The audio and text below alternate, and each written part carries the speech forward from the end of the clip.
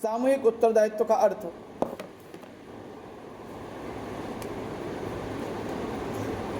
अर्थात मंत्रिपरिषद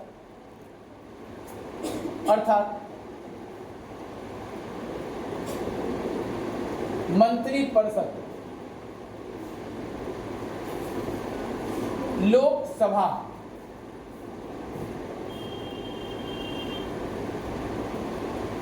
के प्रति मंत्रिपरिषद लोकसभा के प्रति उत्तरदायी होती है।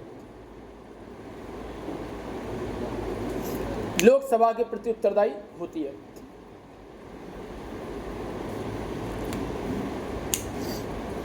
इसका मतलब यह है कि जो मंत्रिपरिषद है वो किसके प्रति उत्तरदायी होगी? लोकसभा के प्रति। अकेला मंत्री किसी बात के लिए जिम्मेदार नहीं होगा। अगर कोई मंत्री कोई गलती कर देता है तो पूरी मंत्रिपरिषद उसके जिम्मेदार होगी। पूरी मंत्रिपरिषद क्या होगी? उसके जिम्मेदार होगी। उसको जवाब देना होगा लोकसभा में। और जवाब का मतलब क्या है? वही अविश्वास प्रस्ताव। अगर अविश्वास प्रस्ताव आ गया उस मंत्री के खिलाफ और वो पास हो गया तो फिर क्या हो जाएगा? पूरी मंत्रिपरिषद को इस्तीफा देना पड़ेगा। तो आर्टिकल 75(3) कहता है, आर्टिकल 75 अंडर सेक्शन 3 ये कहता है कि मंत्रिपरिषद लोकसभा के प्रति सामूहिक रूप से उत्तरदायी होती है।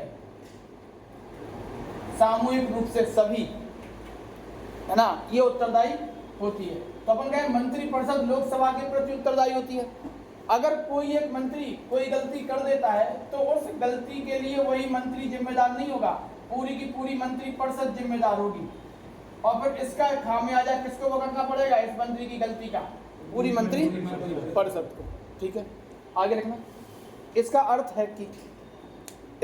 है कि दरोगा में आता है, यूपीएसआई, दिल्ली एसआई वगैरह में, इसका अर्थ है कि किसी मंत्री के कार्य के लिए, इसका अर्थ है कि किसी मंत्री के कार्य के लिए अकेला वही मंत्री उत्तरदायी नहीं होगा। अकेला वही मंत्री उत्तरदायी नहीं होगा,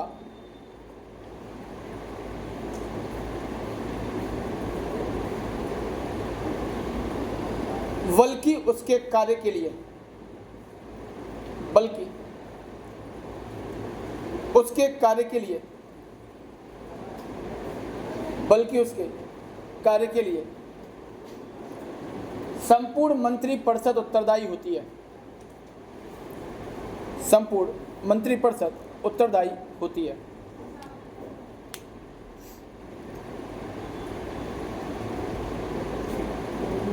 संपूर्ण मंत्रिपरिषद उत्तरदायी होती है। अगर मंत्रिपरिषद के किसी सदस्य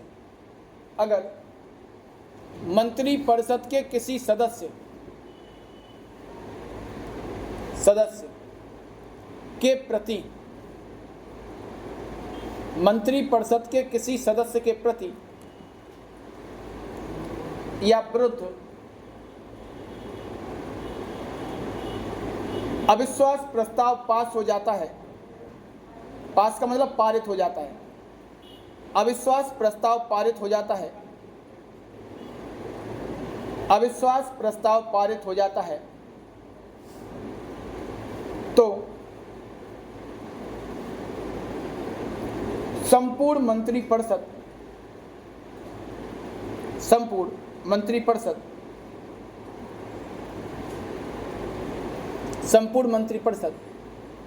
को इस्तीफा देना पड़ता है।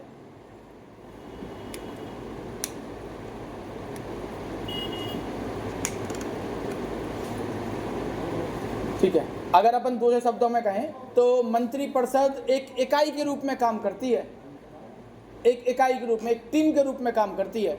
और उस टीम का कोई एक व्यक्ति अगर कोई निर्णय ले रहा है तो पूरी टीम को उस निर्णय का सपोर्ट करना पड़ेगा।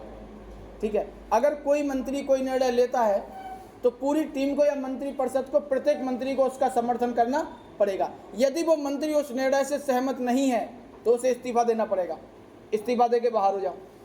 लेकिन उस प्रस्ताव के विपक्ष में वोट नहीं कर सकता। वो वोट उसको पक्ष में ही डालना पड़ेगा। अगर मंत्रिपरिषद का कोई एक मंत्री कोई निर्णय लेता है तो उस निर्णय के लिए या उस निर्णय पर सभी मंत्री सहमत होंगे। अगर कोई मंत्री सहमत नहीं है तो उस मंत्री को इस्तीफा देना पड़ेगा। जॉन मथाई ने दिया था, केसी नियोगी ने दिया था, ठीक है। अगर वो सहमत नहीं है तो इस्तीफा देगा, और सहमत है तो पक्ष में वोट करेगा, विपक्ष में वोट नहीं कर सकता, ठीक है। और यानी कि इसका मतलब ये हुआ कि मंत्रिपरिषद एक इकाई के रूप में कार्य करती है। अगर अपन सब मंत्रिपरिषद के मेंबर हैं और किसी एक मंत्री ने कोई निर्णय लिया है, कोई काम करना चाहता है, कोई प्रस्ताव लाया है, तो अपन को उसका सपोर्ट करना पड़ेगा। अगर अपन उसका सपोर्ट नहीं कर रहे तो अपन को इस्तीफा दे के बाहर हो जाना चाहिए मंत्रिपरिषद से। ये प्रोविजन किया गया है। अगर बाहर नहीं होते हो तो आपको इसके पक्ष में वोट देना पड़ेगा। पक्ष में वोट देने का मतलब क्या है? समर्थन कर रहे हो। मुंह से समर्थन नहीं होता है, वहाँ पे वोट पड़ गए वही समर्थन होता है, वही माना जाता है वोट, ठीक है। और अगर समर्थन नहीं दे रहा तो बाहर हो जाओ। बाहर मतलब इस्तीफा दे के मंत्रिपरिषद से बाहर हो जाओ। इसी को कहते हैं कलेक्टिव रिस्पॉन्सिबिलिटी। और अगर आप सहमत हो तो ठीक है, नहीं हो तो मंत्रिपरिषद से बाहर होगा। कई बार क्या कुछ लोग बाहर हो भी गए। यही बताया, केसी नियोगी हुए, जॉन मथाई हुए, ये मैटर भारत में हो चुके हैं, ठीक है। तो आर्टिकल 75(3) कहता है कि मंत्रिपरिषद सामूहिक उत्तरदायित्व के अधीन काम करती है।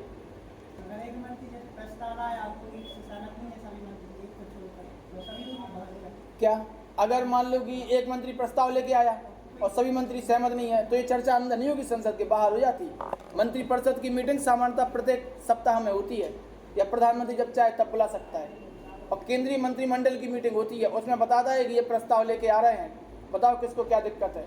अगर किसी को दिक्कत है तो क्या दिक्कत है ये बताओ, पहले उसको सही किया जाएगा समस्या को। और अगर समस्या सही नहीं हो पा रही है, आप सहमत नहीं हो, तो आप बाहर हो जाओ मंत्रिपरिषद से।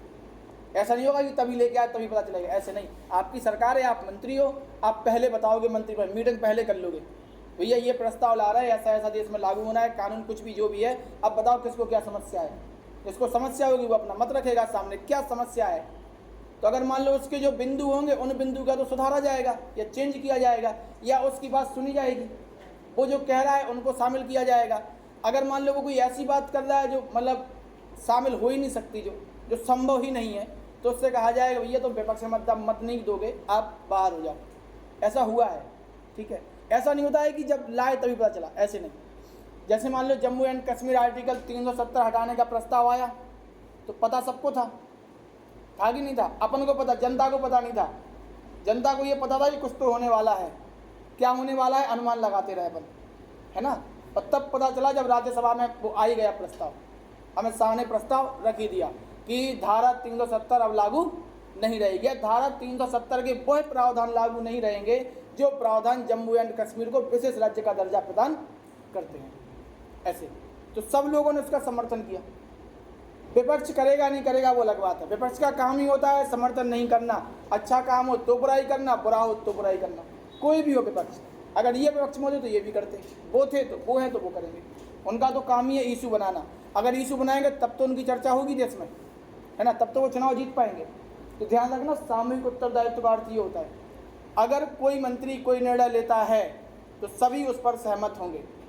अगर आप सहमत नहीं हो तो आपको इस्तीफा देना पड़ेगा। इसको कहते हैं सामूहिक उत्तरदायित्व, ठीक है। आगे लिखना है, क्या लिखा था? लिखना, मंत्रिपरिषद एक इकाई के रूप में कार्य करती है। मंत्रिपरिषद एक इकाई के रूप में कार्य करती है, एक इकाई के रूप में कार्य करती है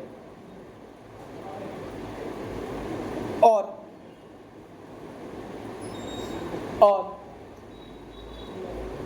सभी मंत्री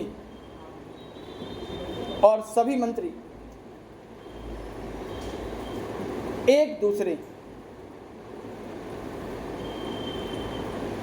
के कार्यों के लिए उत्तरदायी होते हैं।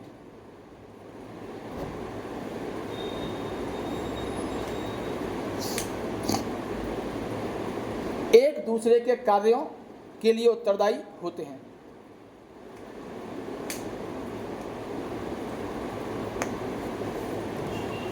अब देखो, एक व्यक्ति है लॉर्ड मार्ले, वही मार्ले मिंटो वाले, 1909 में जो मार्ले मिंटो रिफॉर्म आया था। लॉर्ड मार्ले कहते हैं कि मंत्रिपरिषद के जो सदस्य हैं ना, वो एक साथ तैरते हैं, एक साथ डूबते हैं। अगर वो तैरेंगे तो सभी एक साथ तैरेंगे, और अगर एक भी डूबा तो सब डूब जाएंगे, और अगर एक भी तैर रहा है तो सब तैरेंगे। ऐसा नहीं होगा कि एक तैर रहा है बाकी सब डूब गए, नहीं। अगर एक तैर रहा है तो सब उसके साथ साथ तैरेंगे, यानी एक जहाँ जा रहा है सब उसी के साथ जाएंगे, विरोध नहीं कर सकते। और अगर डूब रहे हैं तो सब डूब जाएंगे। अगर एक व्यक्ति नहीं मान रहा है तो सब क्या होंगे, डूबेंगे। बॉब मार्ली, वो लॉर्ड मार्ली ये कह रहे हैं, ठीक है, लिखना। लॉर्ड मार्ली के अनुसार, लॉर्ड मार्ले के अनुसार, लॉर्ड मार्ले के अनुसार मंत्रिपरिषद के सदस्य, मंत्रिपरिषद के सदस्य एक साथ तैरते हैं और एक साथ डूबते हैं, एक साथ तैरते हैं और एक साथ डूबते हैं।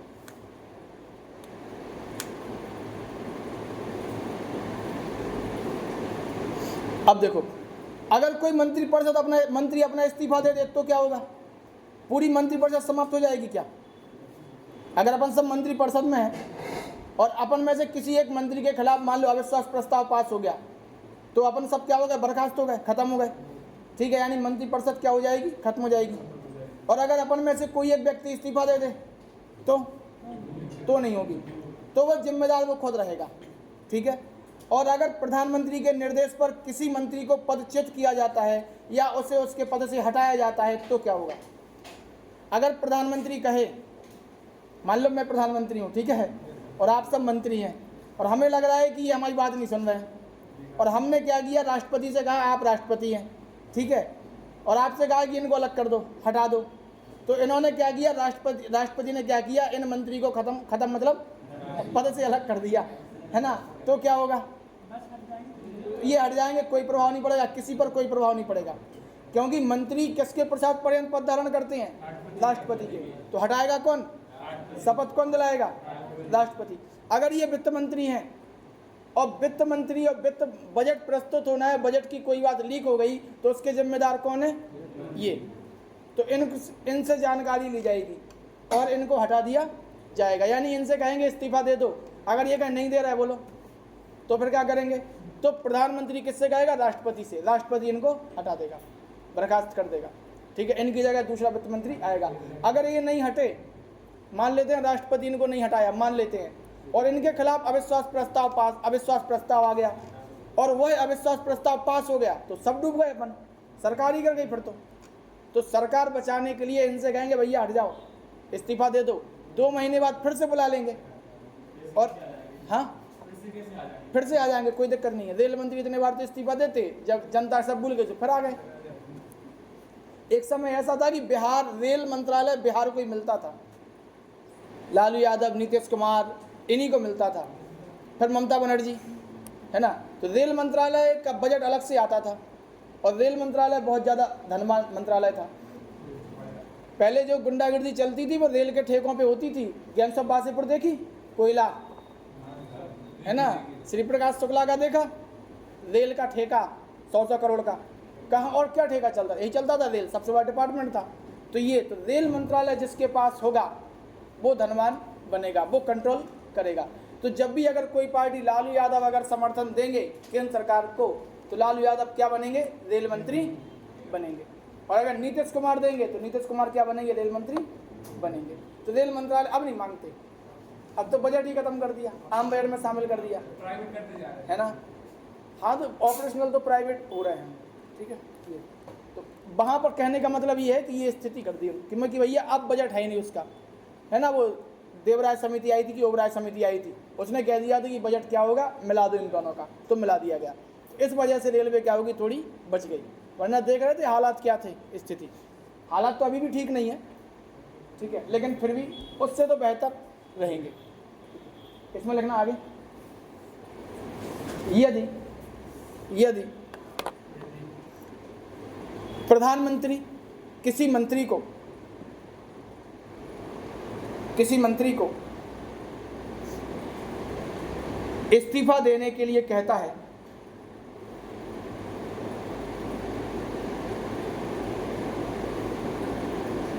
या या राष्ट्रपति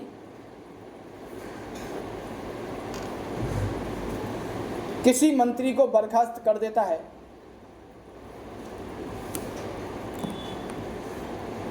तो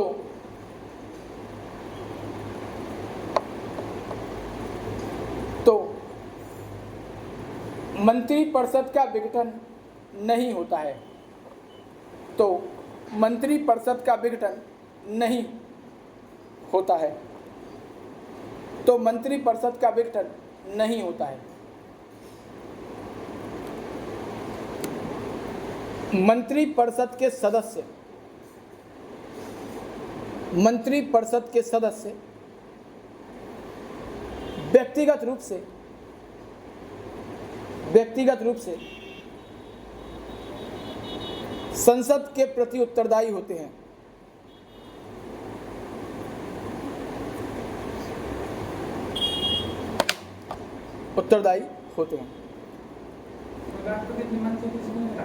अपने मन से नहीं हटाएगा।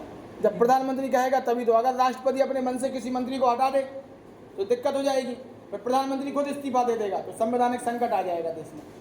ठीक है, अपने मन से नहीं हटाएगा राष्ट्रपति। राष्ट्रपति से कहा जाएगा कि इस मंत्री को बर्खास्त कर दो। पहले तो मंत्री से कहा जाएगा भैया इस्तीफा दे दो। अगर वो इस्तीफा नहीं दे रहा है तो फिर राष्ट्रपति से कह के हटवा देंगे और राष्ट्रपति हटा देगा, क्योंकि मंत्री राष्ट्रपति के प्रसाद पर्यंत पद धारण करते हैं। ठीक है, और अगर मान लेते हैं कि राष्ट्रपति ने अपने मन से हटा दिया, राष्ट्रपति कह रहा कि नहीं हटा रहे हैं, तो प्रधानमंत्री स्वयं इस्तीफा देके एक संवैधानिक संकट खड़ा कर सकता है। ठीक है, चुनाव होंगे दोबारा और देश चुनाव के लिए तैयार नहीं है। कितना खर्च होता है? बहुत खर्च होता है इलेक्शन में। ठीक है, अगर मतलब ऐसा है कि सरकार कर रही है, फिर दूसरी पार्टी अगर प्रस्ताव लेके आई कि सरकार बना रहे, उनके पास बहुमत है, तो वो सरकार बन जाएगी शेष समय के लिए। मान लो 2 साल बचे हैं तो बन जाएगी 2 साल के लिए। अगर उनके पास ही बहुमत नहीं है तो चुनाव होगा। फिर क्या होगा? हाँ, फिर इलेक्शन होगा। ठीक है, फिर नया इलेक्शन होगा तो सरकार फिर पूर्ण बहुमत में तो 5 साल चलेगी। पूर्ण बहुमत नहीं है तो अगर बीच में गिर गई तो गिर जाए। जैसे अभी पूर्ण बहुमत में सरकार नहीं है। ठीक है, अब कब तक चलेगी कह नहीं सकते अपन। ठीक है, हो सकता है 5 साल पूरी चले। जैसे मोदी जी बन जाए तो क्या होगा? अब प्रधानमंत्री की अगर मृत्यु हो गई, इंदिरा गांधी की हो गई, राजीव गांधी जो पद पर नहीं थे, जवाहरलाल नेहरू पद पर रहती हो गई। चुनाव नहीं होता है, किसी एक व्यक्ति को वो प्रधानमंत्री बना देते उन्हीं में से। तो राजीव गांधी को बना दिया था। आप पार्टी का जो भी पार्टी के बहुमत दल के नेता चुन लेते भैया कि इनको बहुमत दल का नेता चुना गया। ठीक है, ऐसे मृत्यु पर ये होता है। लेकिन किताबों में तो ये भी लिखा है कि प्रधानमंत्री की मृत्यु हुई तो मंत्रिपरिषद का विघटन हो जाता है। लेकिन जब इंदिरा जी की मृत्यु हुई तो राजीव गांधी बन गए थे, शाम को पीएम बन गए। सुबह मृत्यु हुई, शाम को पीएम बन गए। ठीक है, क्या? नहीं, आप बिना संसद के सदस्य हुए प्रधानमंत्री बन सकते हो। अगर आप सांसद नहीं हो तो भी प्रधानमंत्री बन सकते, लेकिन 6 महीने के अंदर आपको संसद का सदस्य बनना पड़ेगा। अगर आप संसद का सदस्य नहीं हो तो पीएम बन जाओगे, मुख्यमंत्री बन जाओगे, मंत्री बन जाओगे, कोई दिक्कत नहीं है। लेकिन जिस तारीख को शपथ ली उस तारीख के 6 महीने के अंदर आपको क्या करना होगा? संसद का सदस्य बनना होगा। संसद यानी चाहे तो लोकसभा चाहे तो राज्यसभा। प्रधानमंत्री चाहे तो लोकसभा का मेंबर है तो बन सकता है, चाहे तो राज्यसभा का है तो बन सकता है। इंदिरा गांधी जब पीएम बनी 1966 में शायद 66 में शायद, मान लेते हैं, हमें ध्यान नहीं है ईयर कब है, लेकिन तो वो राज्यसभा की मेंबर थी, लोकसभा की नहीं थी। मनमोहन सिंह जब बने प्रधानमंत्री तो वो असम से राज्यसभा के मेंबर थे। दिल्ली से तो हार गए थे वो, इतना पढ़ा लिखा व्यक्ति, और दक्षिणी दिल्ली से हार गए, और दक्षिणी दिल्ली भी पढ़ी लिखी। अब सोच लो आप, मतलब पढ़े लिखे लोगों ने पढ़े लिखे लोग को अस्वीकार कर दिया। पढ़े लिखे व्यक्तियों ने पढ़े लिखे को क्या कर दिया? अस्वीकार कर दिया। अब सोचो आप, अनपढ़ हो तो अलग बात है, अनपढ़ हो तो बात अलग है। अनपढ़ का उसकी बात ही समझ में नहीं आ रही। जीडीपी जीएनपी करते हैं, पैसा करें तो बात है ना। अब पढ़े लिखे लोगों ने हरा दिया मनमोहन सिंह ने। अब सोच लो आप, समझ रहे अपन, पढ़े लिखे लोगों ने पढ़े लिखे को हरा दिया, ये था। तो वो राज्यसभा से बने, फिर असम से, फिर वो लगातार क्या है पीएम बने 2 बार। ठीक है, उनकी एक किताब है the accidental prime minister of India, Sanjay बारू की है, और ये पीसीएस में आ भी चुकी। एक फिल्म भी आई है accidental prime minister of India, जिनमें अनुपम खेर मनमोहन सिंह का रोल कर रहे हैं, अक्षय खन्ना, विनोद खन्ना के बेटे, विनोद खन्ना के बेटे थे अक्षय खन्ना, है ना। वो संजय बारू बने हैं, ठीक है, संजय बारू का रोल किया है। काफ़ी पॉपुलर बुक थी वो, the accidental prime minister of India, ठीक है, संजय बारू की है, ध्यान रखना अगर रिपीट हो जाए क्वेश्चन तो, ठीक है। लाइन चेंज करके लिखना, लास्ट लाइन है, लाइन चेंज करना लिखना। प्रधानमंत्री प्रधानमंत्री प्रधानमंत्री प्रधानमंत्री मंत्रिपरिषद की बैठक की अध्यक्षता करता है। प्रधानमंत्री मंत्रिपरिषद की बैठक की अध्यक्षता करता है। प्रधानमंत्री मंत्रिपरिषद की बैठक की अध्यक्षता करता है।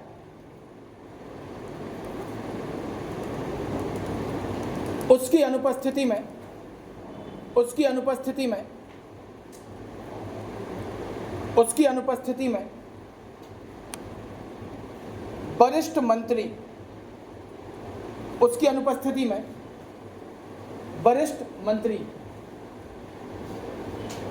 मंत्रिपरिषद की अध्यक्षता करता है। वरिष्ठ मंत्री मंत्रिपरिषद की अध्यक्षता करता है।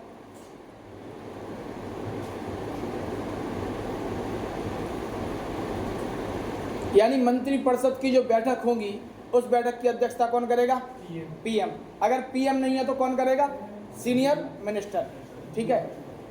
कोरम क्या होता है मंत्रिपरिषद का?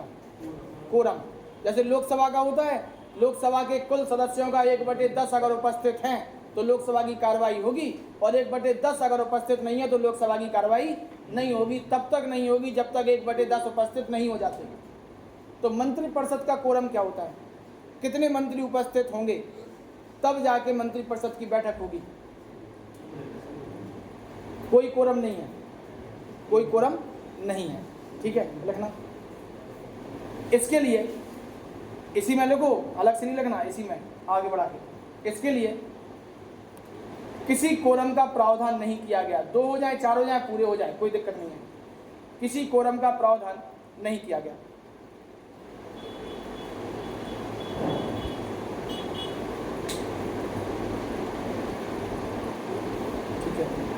ये है मंत्रिपरिषद, ठीक। गलत नहीं है, दरोगा वरोगा में ऐसी क्वेश्चन आते कंसेप्चुअल, उसमें आर्टिकल नहीं पूछते, आप देखना। अगर आर्टिकल पूछ रहा है सब कर लेंगे, किसी का नहीं छूटेगा। कंसेप्ट पूछेंगे वो, और 4 ऑप्शन रहेंगे, 1 2 3 सही है, 1 2 सही है, 1 2 4 सही है, ऐसे पूछते। या पूछेंगे इनमें से क्या आ सकता है, ठीक है, तो फिर वहाँ दिक्कत हो जाती है। तो थोड़ा ध्यान में रखना, ठीक है। दिखा देंगे ना प्रधानमंत्री, प्रधानमंत्री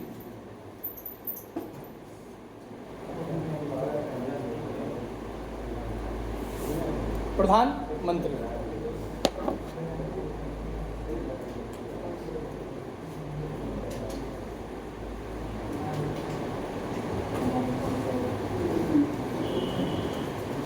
आर्टिकल 75(1) प्रधानमंत्री का आर्टिकल 75(1) कहता है कि प्रधानमंत्री की नियुक्ति कौन करेगा? राष्ट्रपति करेगा। राष्ट्रपति उसी व्यक्ति को प्रधानमंत्री बनाएगा जो बहुमत दल का नेता होगा। और अगर राष्ट्रपति किसी ऐसे व्यक्ति को, राष्ट्रपति चाहे तो ऐसे व्यक्ति को पीएम बना सकता है जो संसद का सदस्य नहीं है, लेकिन जिस दिन पीएम बनेगा उस दिन से 6 महीने के अंदर संसद का सदस्य होना अनिवार्य होगा। और अगर नहीं बन पाता है तो त्यागपत्र दे देगा, हट जाएगा। और दोबारा तभी बनेगा पीएम जब वो संसद का सदस्य बन के आएगा, चाहे तो लोकसभा चाहे तो राज्यसभा। लेकिन माना जाता है कि अगर प्रधानमंत्री लोकसभा का मेंबर है तो लोकतांत्रिक है। मतलब अगर लोकसभा का मेंबर है जनता के बीच से आता है, ठीक है भाई। जो अपना सांसद होता है जनता उसको जानती है, भले काम करे चाहे ना करे, चाहे हो, लेकिन जनता क्या है? जानती है उसको। राज्यसभा की बात अगर जनता से करोगे तो नहीं पता जनता को, जो पढ़े लिखे पढ़ रहे होंगे उनको पता है।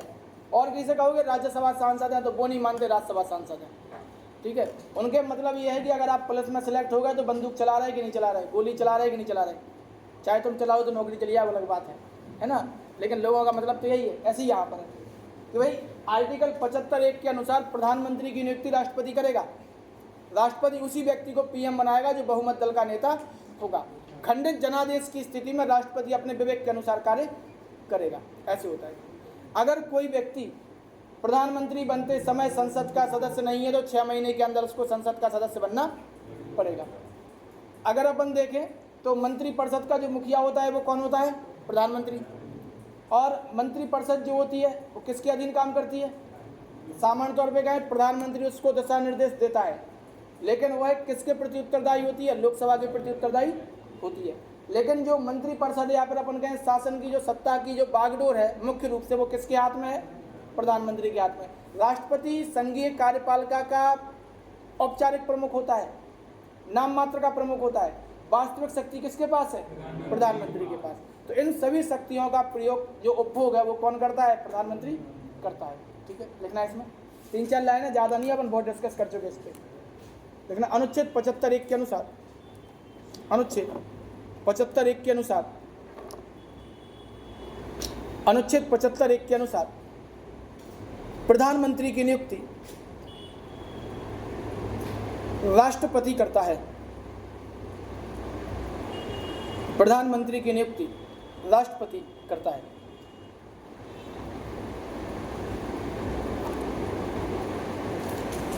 संसदीय शासन प्रणाली में, संसदीय शासन प्रणाली में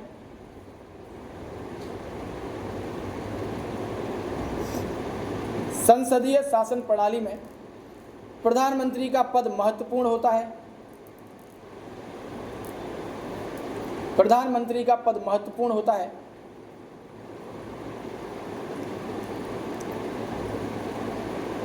क्योंकि राष्ट्रपति केवल नाम मात्र का प्रधान होता है।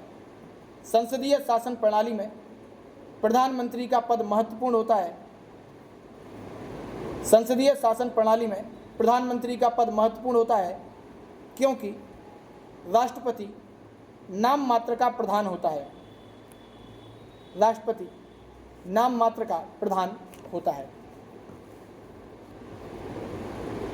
वास्तविक शक्ति प्रधानमंत्री के हाथ में रहती है।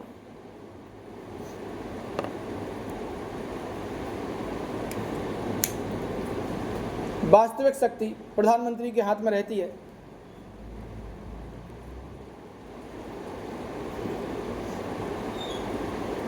लॉर्ड मार्ले के अनुसार, लॉर्ड मार्ले, वास्तविक शक्ति प्रधानमंत्री के हाथ में रहती है।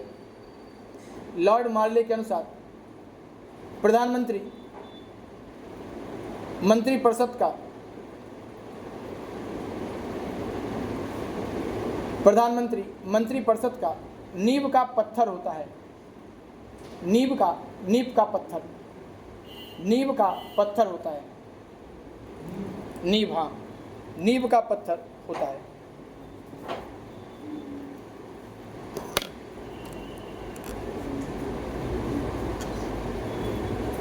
कोई व्यक्ति, नींव का पत्थर तो समझ रहे हैं, मेन जो है, मेन पिलर।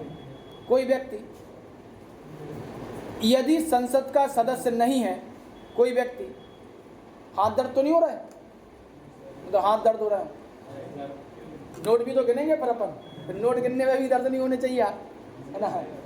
कोई व्यक्ति यदि संसद का सदस्य नहीं है, कोई व्यक्ति यदि संसद का सदस्य नहीं है तो भी प्रधानमंत्री बन सकता है, तो भी प्रधानमंत्री बन सकता है। उसे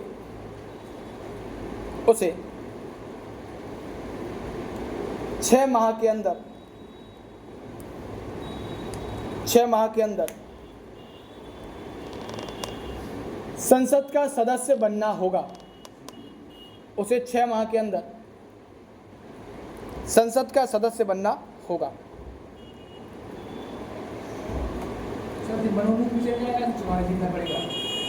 मनोनीत नहीं होता है, बनना पड़ेगा, चुनाव जीत के। ठीक है, बनना पड़ेगा। ठीक है, अब देखो, प्रधानमंत्री और मंत्री और राज्यपाल, महान्यायवादी किसके अंतर्गत का वो प्रसाद पर्यंत धारण करते हैं, राष्ट्रपति के। ठीक है, एक हेडिंग है ना, उप प्रधानमंत्री। उप प्रधानमंत्री, आप लोग लूसेंट में लिस्ट देख लेना, प्रधानमंत्री कौन कब रहा। ठीक है, उप प्रधानमंत्री संविधान के किस अनुच्छेद में उप प्रधानमंत्री, संविधान में है ही नहीं। उप प्रधानमंत्री का कहीं भी प्रावधान नहीं है संविधान में। ठीक है, ना उप मुख्यमंत्री का है। उप कुछ नहीं होता है। उप इसलिए होता है कि अगर 2 बड़े बड़े नेता हैं, तो उनको मेंटेन करने के लिए कि पार्टी में कोई वो ना हो, अंदरूनी कलह, या फिर कहें कि कोई मैटर उत्पन्न ना हो जाए कि सरकार पर प्रभाव पड़े नेगेटिव, इसलिए सामान्य तौर पे क्या बना देते हैं, उप प्रधानमंत्री और उप मुख्यमंत्री बना देते हैं। दूसरी बात यह है कि ये जो उप प्रधानमंत्री उप मुख्यमंत्री बनते हैं ये कार्य भी करेंगे, सलाह भी देंगे सरकार के लिए, मुख्यमंत्री के लिए। तो ये भी कह सकते हैं कि कार्य प्रणाली बेहतर चलती है, ये भी अपन कह सकते हैं। जवाहरलाल नेहरू जब प्रधानमंत्री थे तो सरदार वल्लभ भाई पटेल क्या थे, उप प्रधानमंत्री। ठीक है, उप प्रधानमंत्री का पद संवैधानिक नहीं है लेकिन बन सकता है। ठीक है, लिखना है इसमें, उप प्रधानमंत्री का प्रावधान संविधान में नहीं किया गया है। उप प्रधानमंत्री का प्रावधान संविधान में नहीं किया गया है, किंतु समय समय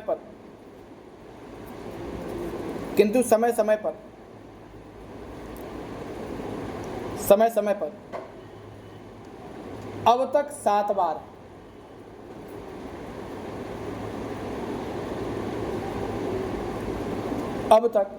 बार उप प्रधानमंत्री बनाए गए हैं। उप प्रधानमंत्री बनाए गए हैं। अभी कोई नहीं है। अभी कौन है? कोई नहीं है अभी। उप प्रधानमंत्री बनाए गए हैं। कुछ नहीं मिलता जब पद है ही नहीं संविधान में, तो काय का मिलेगा? संसद के सदस्य का मिलेगा। जब है ही नहीं, पद है ही नहीं संवैधानिक। अरे तो वो संसद के सदस्य का तो मिल रहा, संसद का सदस्य उसका तो मिल रहा वेतन, उसको सांसद का तो मिल रहा है। ठीक है, ये ऐसा नहीं है कि अलग से वो है, तो नहीं, कोई वो नहीं है। सरकार चाहे तो अलग से दे रही, तो उसको देना पड़ेगा संसद निधि पर भारित, और संसद निधि पर संवैधानिक है नहीं तो काय का वेतन? तो वो मैटर खराब नहीं हो जाएगा संसद में? भैया है ही नहीं तो कैसे वेतन मिलेगा? सांसद का मिलेगा। जैसे मंत्री है, मंत्री को वेतन थोड़ी ना मिलता है, सांसद का मिला, भत्ते हत्ते मिलते हैं उसको, भारी भरकम। ठीक है, जो अलाउंसेस होते हैं भारी भरकम मिलते हैं। ठीक है, क्या लिखा था अपन ने? सर्वप्रथम सरदार वल्लभ भाई पटेल, सर्वप्रथम सरदार वल्लभ भाई पटेल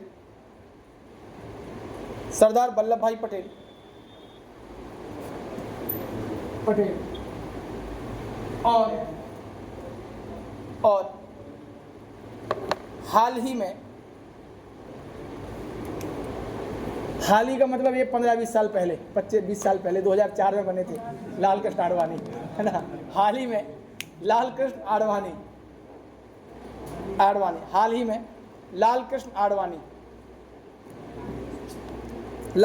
आडवाणी उप प्रधानमंत्री रहे। लाल कृष्ण आडवाणी उप प्रधानमंत्री रहे। ठीक है, हाल ही का मतलब यही है कि 20 साल पहले, 2004 तक रहे, तो 24 चल रहा है तो 20 साल पहले। ये हाल ही कहलाता है राजनीति में, है ना। जब करोड़ों रुपए हैं, 1000, 2000, 5000 गिर जाए तो वो मायने नहीं रखते। ठीक है, तो ऐसे ही है, चिल्लर नहीं ध्यान में देते फिर। ठीक है, 2 कॉलम बनाना, एक साइड, हाँ बनिया देता है, बनिया ध्यान में देगा, उसका नाम ही बनिया है, बनना है उसको, है ना। तो भाई इसमें 2 कॉलम बनाना, एक में उप प्रधानमंत्री और एक में प्रधानमंत्री। 2 कॉलम, एक में उप प्रधानमंत्री और एक में प्रधानमंत्री। यहाँ से क्वेश्चन आते हैं, एक कॉलम में उप प्रधानमंत्री, एक में प्रधानमंत्री। पहला नाम सरदार पटेल का ही लिखना और प्रधानमंत्री का नाम जवाहरलाल नेहरू लिखना। पहला सरदार पटेल जवाहरलाल और प्रधानमंत्री जवाहरलाल नेहरू।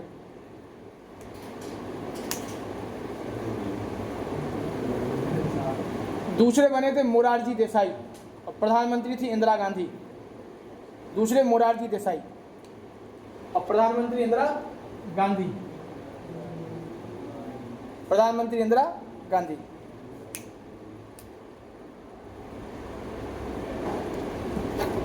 तीसरे हैं जगजीवन राम। जगजीवन राम।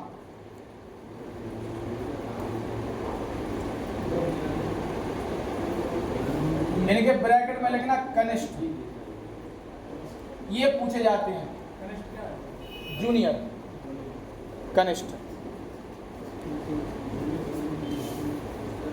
अगला नंबर देना चौधरी चरण सिंह। पहले लिख तो लो चौथा चौधरी चरण सिंह, चौथा लिखो चौधरी चरण सिंह।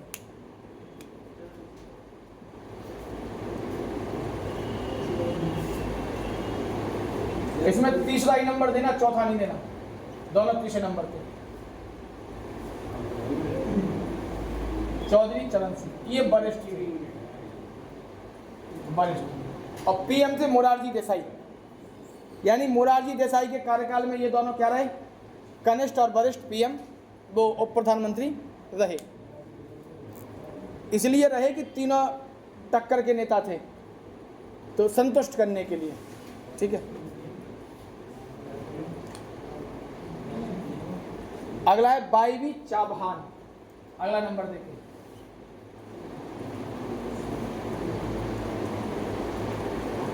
बाईवी चाबहान, इस समय पीएम थे चौधरी चरण सिंह, इस समय पीएम थे चौधरी चरण सिंह।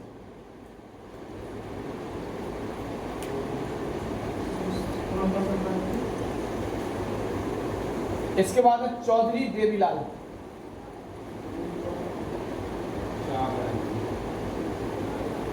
चौधरी देवीलाल।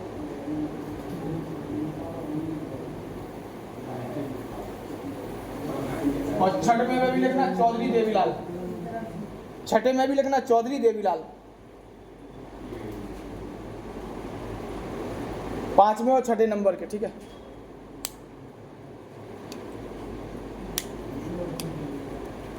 आप पहली बार में लिखना यानी कि विश्वनाथ प्रताप सिंह, बीपी सिंह,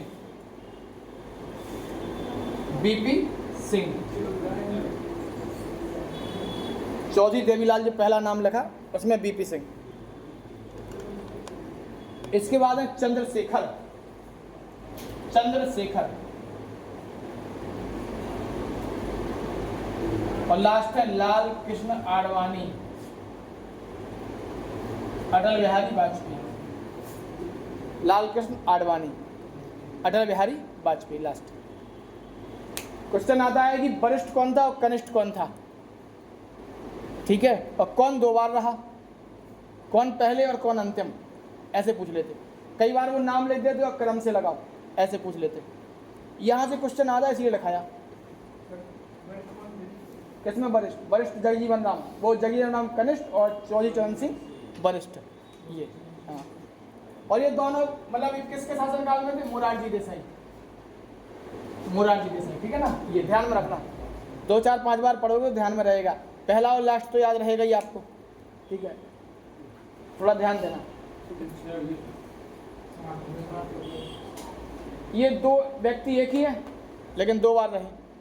ठीक है, तो व्यक्तियों के क्रम में अलग है और प्रधानमंत्री के क्रम में संख्या अलग होगी, और प्रधानमंत्री में ऐसे होगा ये। ठीक है, एक हेडिंग देना, भारत का महान्यायवादी, भारत का महान्यायवादी, the attorney general of India, Bharat का महान्यायवादी, the attorney general of India. एक बात ध्यान रखना, अगर क्वेश्चन पूछें कि व्यक्तियों के क्रम में कितने उप प्रधानमंत्री रहे तो 8 आंसर होगा। ठीक है, क्योंकि इनको व्यक्ति माना जाएगा, भले एक ही व्यक्ति है लेकिन 2 बार। ठीक है, चौधरी देवीलाल। ठीक है, एक क्वेश्चन दिया जाएगा कि कौन 2 बार, तो 2 बार ये। ठीक है, और एक ही आता है वरिष्ठ और कनिष्ठ का, जहाँ पे कंफ्यूजन होगी वही आता है। ठीक है, पहला और अंतिम तो आपको पता ही है, सरदार पटेल रहे और लाल कृष्ण आडवाणी रहे। ठीक है, अब महान्यायवादी क्या होता है, लास्ट टॉपिक है अपना ये, मतलब संघ की कार्यपालिका का, और कार्यपालिका संघ की खत्म। अनुच्छेद 76 कहता है भारत का एक महान्यायवादी होगा, संविधान का भाग 5। और अनुच्छेद 76 क्या कहता है, भारत का एक महान्यायवादी होगा जो भारत सरकार को कानूनी मामलों में सलाह देगा। अर्थात राष्ट्रपति जो जो उसको मामले सौंपेगा उसी मामले में वो भारत सरकार को कानूनी सलाह देगा और कोई सलाह नहीं देगा। अगर राष्ट्रपति ने उसको कोई मामला सौंपा तो उस मामले पर भारत का महान्यायवादी भारत की सरकार को कानूनी सलाह देगा, कानून के अलावा कोई सलाह नहीं देगा। यह भारत का प्रथम विधिक अधिकारी होता है। इसकी नियुक्ति राष्ट्रपति द्वारा की जाती है और यह राष्ट्रपति के प्रसाद पर्यंत पद धारण करता है।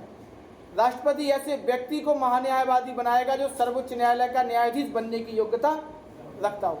भारत का महान्यायवादी संसद की कार्यवाही में भाग ले सकता है, बैठक कर सकता है, चर्चा कर सकता है, लेकिन मतदान नहीं कर सकता।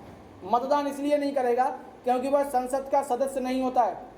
आर्टिकल 88 कहता है कि भारत का जो महान्यायवादी है, महान्यायवादी को संसद की कार्यवाही में भाग लेने का अधिकार है।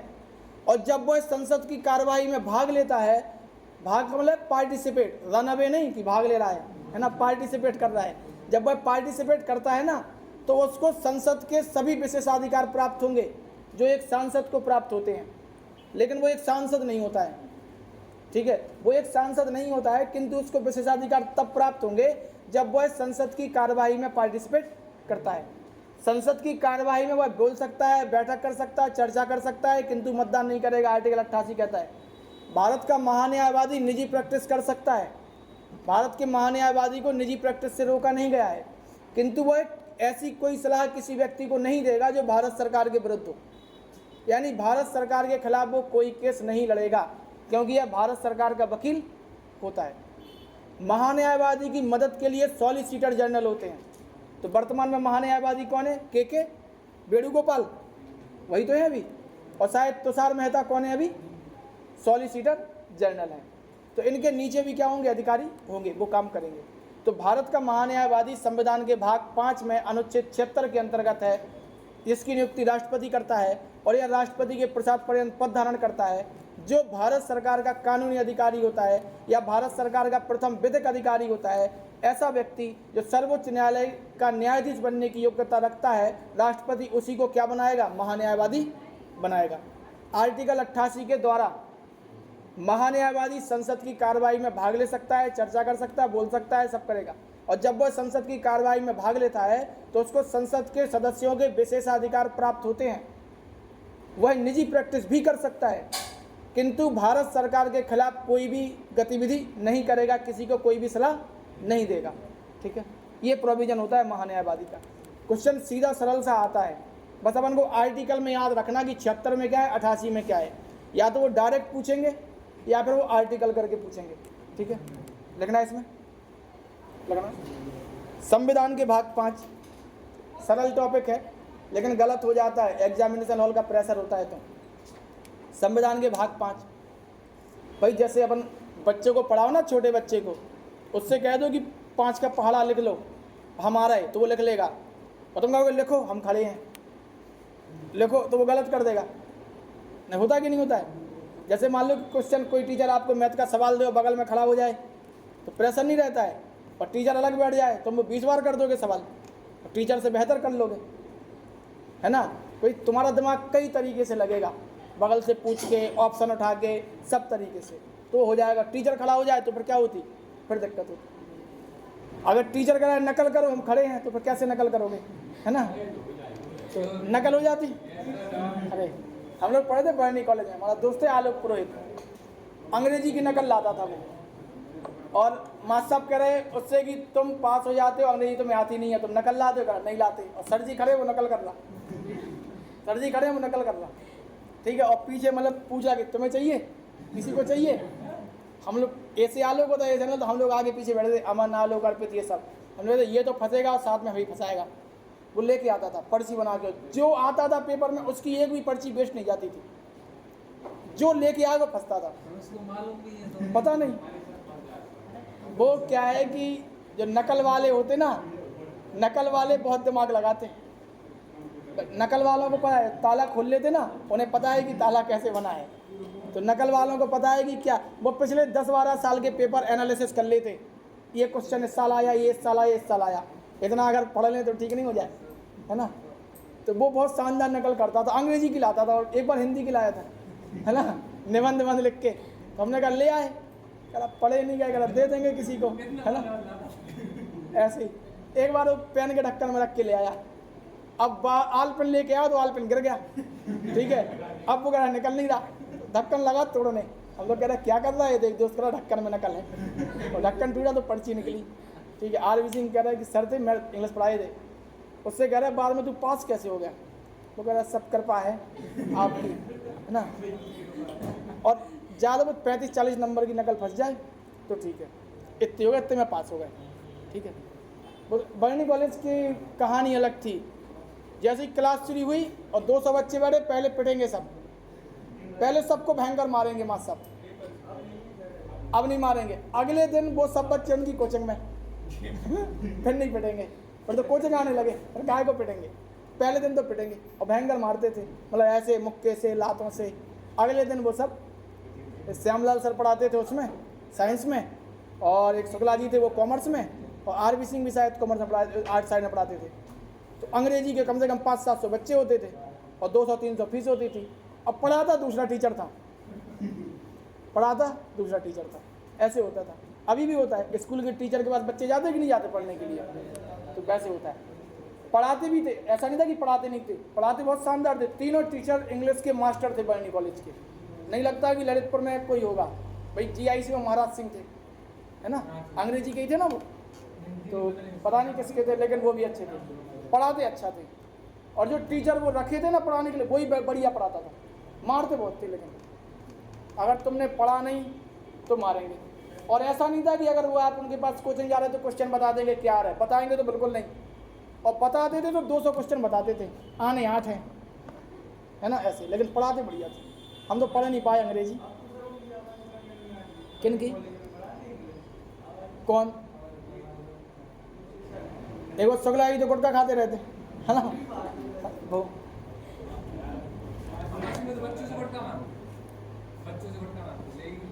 हाँ, तो बच्चे भी तो कहते हाँ सर लाओ, हम ला रहे, तुम भी खाओ हम भी खाएं, है ना, दोनों खाएं। सरकारी में यही तो रहता है, सरकारी में यही तो रहता है कि भाई सरकारी स्कूल में बच्चों का डेवलपमेंट हो जाता है, मानसिक विकास जो है वो हो जाता है, कहाँ से भागना है, कौन सा दरवाज़ा तोड़ना है ना, ये सब। आगे लिखना, इसमें देखो क्या लिखा था अपन ने। संविधान के भाग 5 अनुच्छेद भाग 5 में अनुच्छेद 76 के भाग 5 में अनुच्छेद 76 के तहत, संविधान के भाग 5 में अनुच्छेद 76 के तहत भारत में महान्यायवादी के पद का सृजन किया गया है। महान्यायवादी के पद का सृजन किया गया है। महान्यायवादी के पद का सृजन किया गया है 3 वर्ष। तो बना देते दोबारा, तो दोबारा बना देते, कोई दिक्कत नहीं है, बना दो दोबारा 3 बार। अपने यहाँ इसमें वो नहीं है कि 2 बार बन रहा है, 3 बार बन रहा है, 4 बार बना दो, जब तक जिंदा है तब तक, ठीक है। अपन के लिए दिक्कत है ना। लेकिन महान्यायवादी, महान्यायवादी भारत सरकार का प्रथम विधिक अधिकारी होता है। महान्यायवादी भारत सरकार का प्रथम विधिक अधिकारी होता है। विधिक अधिकारी होता है जो भारत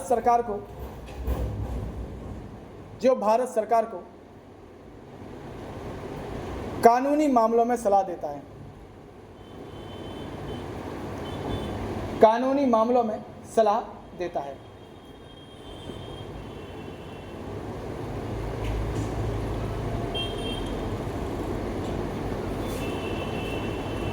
महान्यायवादी की नियुक्ति मंत्रिपरिषद की सलाह पर, महान्यायवादी की नियुक्ति मंत्रिपरिषद की सलाह पर राष्ट्रपति द्वारा की जाती है।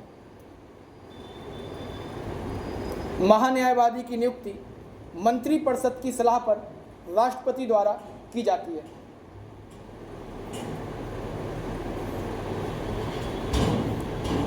और यह यानी महान्यायवादी, और यह राष्ट्रपति के प्रसाद पर्यंत पद धारण करता है।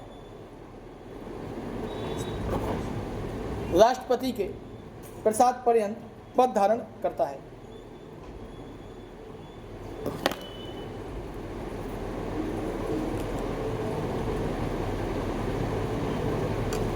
राष्ट्रपति ऐसे व्यक्ति को महान्यायवादी नियुक्त करेगा या करता है। राष्ट्रपति ऐसे व्यक्ति को महान्यायवादी नियुक्त करता है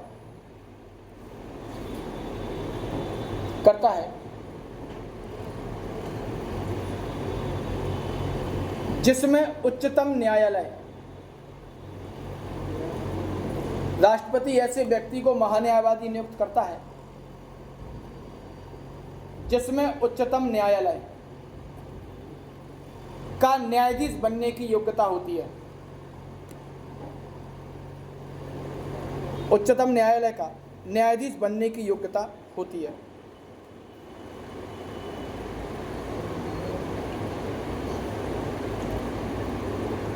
अनुच्छेद 76(2) के अंतर्गत के तहत लिखना। अनुच्छेद 76(2) के तहत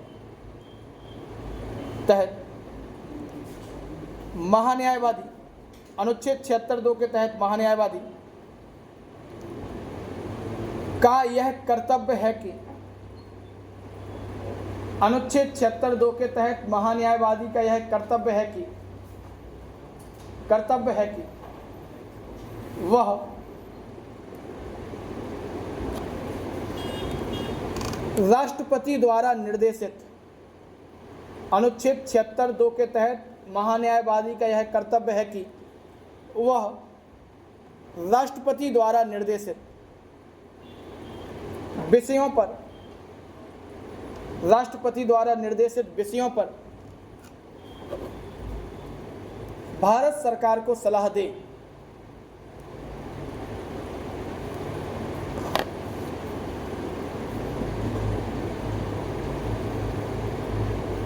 और सलाह कौन सी देगा? विधिक।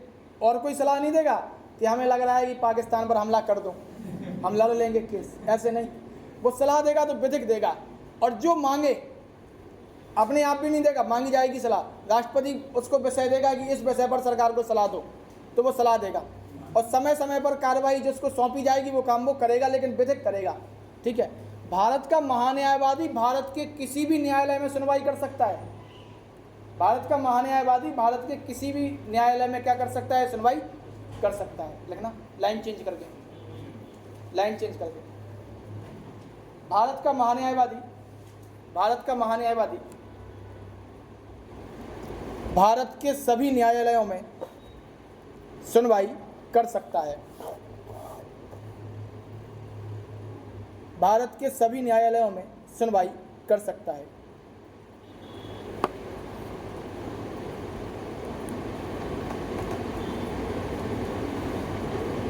अनुच्छेद 88 के अनुसार, अनुच्छेद 88 के अनुसार वह, अनुच्छेद 88 के अनुसार वह संसद की कार्यवाही में भाग ले सकता है। वह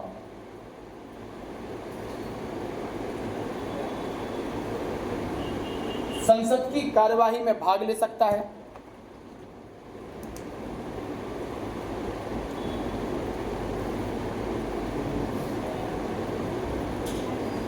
विचार व्यक्त कर सकता है।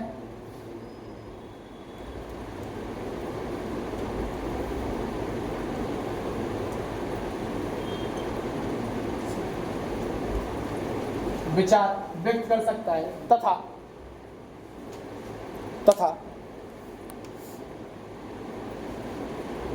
तथा ही लिखना है, किंतु लिखना, विचार व्यक्त कर सकता है किंतु, तथा काट देना, किंतु वह मतदान नहीं कर सकता, वह मतदान नहीं कर सकता, क्योंकि वह संसद का सदस्य नहीं होता।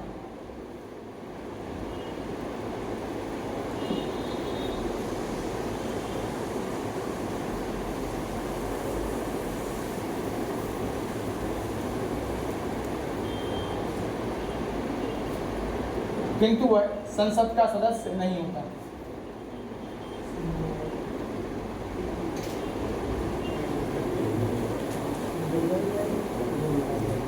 लाइन चेंज करना, लाइन चेंज। महान्यायवादी निजी प्रैक्टिस कर सकता है। महान्यायवादी निजी प्रैक्टिस कर सकता है। निजी प्रैक्टिस कर सकता है, किंतु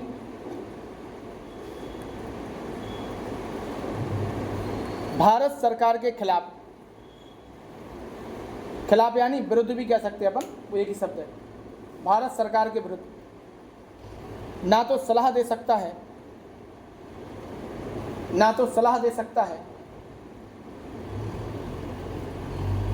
और ना ही किसी मुकदमे की पैरवी कर सकता है। ना तो सलाह दे सकता है और ना ही किसी मुकदमे की पैरवी कर सकता है। अरे वही अदालत में जाना, सुनवाई करना, ये सब। ना तो सलाह दे सकता है और ना ही किसी मुकदमे की पैरवी कर सकता है। ये अपना महान्यायवादी है। महान्यायवादी ध्यान रखना, जब संसद की कार्रवाई में भाग लेता है तो वह संसद के सदस्यों के विशेषाधिकार प्राप्त करने का अधिकारी होता है। उसको संसद के सदस्यों के विशेषाधिकार प्राप्त होते हैं। ठीक है, कब होंगे? जब वह कार्रवाई में भाग लेगा तब, अन्यथा नहीं होंगे। स्ट्रक्चर ये होता है, एक महान्यायवादी होगा, एक सॉलिसिटर जनरल होगा। सॉलिसिटर जनरल की सहायता के लिए 2 अतिरिक्त सॉलिसिटर जनरल होंगे। एक तो महान्यायवादी होगा, महान्यायवादी की सलाह या उसके लिए मदद के लिए कौन होगा?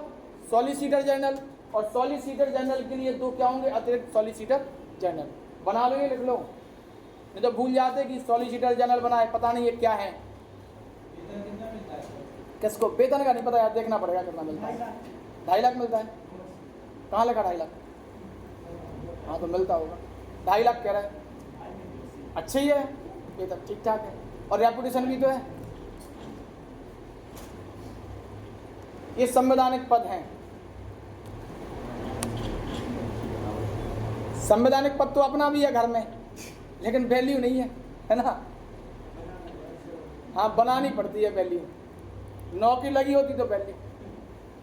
हमारा हम दोस्त है विश्व जाए, तो पहले जब नौकरी नहीं लगी थी तो कहता मम्मी खाना, मम्मी कहता दिमाग खराब है, जब खाते रहते हो। अब नौकरी लग गई है ना, अब नहीं कहते कुछ, अब क्या कहेंगे? अब तो नौकरी लग गई, अब सुनेंगे, है ना। महान्यायवादी कौन है? के वेणुगोपाल हैं। और सॉलिसिटर जनरल कौन है? तुषार मेहता। एक बार देख लेना गूगल करके, हमारे हिसाब से तो यही है। के वेणुगोपाल महान्यायवादी हैं और सॉलिसिटर जनरल कौन है? तुषार मेहता। अभी ये 2 कौन है ये नहीं पता, लेकिन ध्यान रखना है कि ये स्ट्रक्चर होता है। महान्यायवादी की मदद के लिए सॉलिसिटर जनरल होगा और सॉलिसिटर जनरल की मदद के लिए अतिरिक्त सॉलिसिटर जनरल होगी। ये स्ट्रक्चर होगा। नहीं, महान्यायवादी जाएगा, जो नियुक्त होगा वही जाएगा, सुपीरियर को दे देगा फाइल, वो जाएगा। ठीक है, ये अपना क्या होगा? संघ की कार्यपालिका खत्म। ठीक है, अगला टॉपिक है अपना संसद। तो कल अपन करेंगे डिस्कस संसद पे। कल शुक्रवार है, शनिवार है, संसद करेंगे डिस्कस। ठीक है, रिवीजन कर लेना पूरा।